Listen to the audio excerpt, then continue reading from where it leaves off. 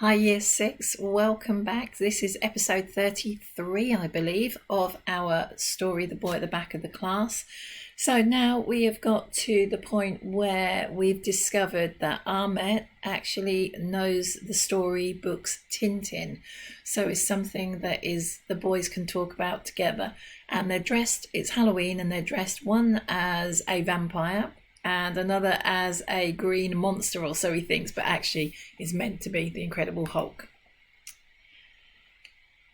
My dad read me Tintin all the time. He read to me. I nodded, remembering those voices my dad used to make when he read the comics to me too, and after a while I said, I have all of them. You can see them if you like. I keep this, said Ahmet. Oh, I said, and I really hadn't meant to give him my book. I only wanted just to show it to him. But I knew I could ask my mum to find me another old copy at the library and save it for me when it was about to be thrown away.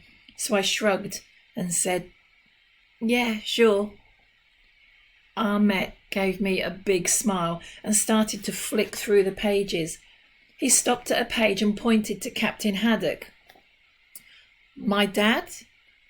He had this, he said, and moving his finger so it pointed to Captain Haddock's beard. You? I shook my head. No, my dad didn't have a beard.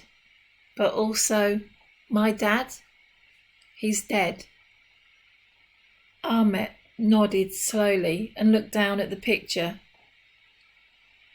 I not know where my dad is. Maybe he dead too. I looked over at Ahmet. He's not here in London with you? I asked. Ahmet shook his head. I come here. My dad, he behind. I frowned. Behind? Where? Ahmet shrugged and looked down at the comic book. France? Oh, I said, suddenly feeling really sad for him. I'd hate it if I didn't know where my dad was or if he was still alive or not, and I wanted to ask who the lady in the red scarf was and whether she could help him find his dad and where his mum and his sister and his cat were. But then Ahmet flicked to another page and held it up to me, and he was pointing to a picture. In it, Tintin and Captain Haddock and Snowy and a man with an eye patch were all standing on a raft in the middle of the ocean.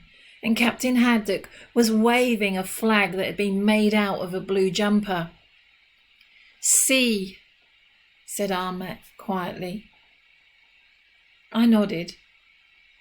I have sister. She there now. You mean here? I said, pointing to the raft. No, said Ahmet. Here. And he pointed to the ocean. And then I understood. Oh, I said, and I felt strange, as if something suddenly hit me on the inside of my chest. And it was the same feeling I had that morning in the hospital when Mum and Uncle Lenny had told me that Dad had died. You mean your sister? Her name, Syra, said Ahmet. Syra, she is in the sea? Ahmet nodded and started to rub his eyes. Then she's not with your cat? I asked quickly. Ahmet shook his head. Cat dead. In mountains.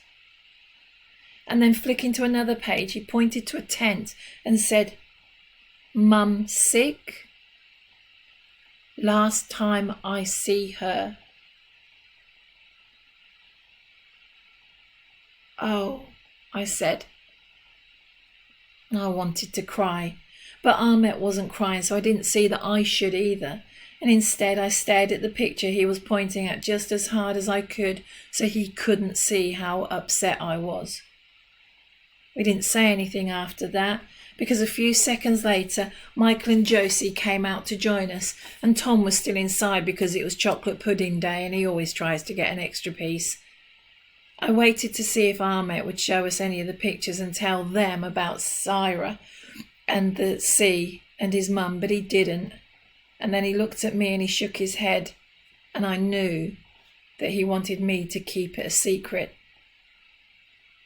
I nodded back at him, and I made in that moment a silent promise to Ahmet that I wouldn't tell anyone.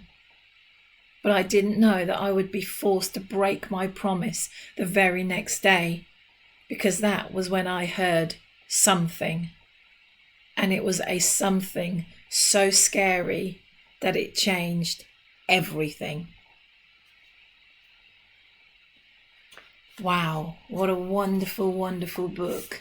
And what a powerful thing in that, like, part of that paragraph, that part of that chapter to be reading about. So we're now starting to hear about our character and the absolute tragedy that has gone on within his own story. I hope you're enjoying the book, guys. It's the sad moments as well as the happy moments that make these books memorable. Remember that. So I hope that you've really enjoyed this, and I cannot wait to see you in the next episode and read the next part of this wonderful story. By the way, go and research Tintin books, or perhaps you've read them yourselves. We've got a few in school anyway, and I know your local libraries have got loads of them, so you can click and reserve. But definitely go and have a look at Tintin books if you haven't. All right, take care, guys. I hope that you're all nice and safe and well and taking care of one another. All right, see you next time. Bye.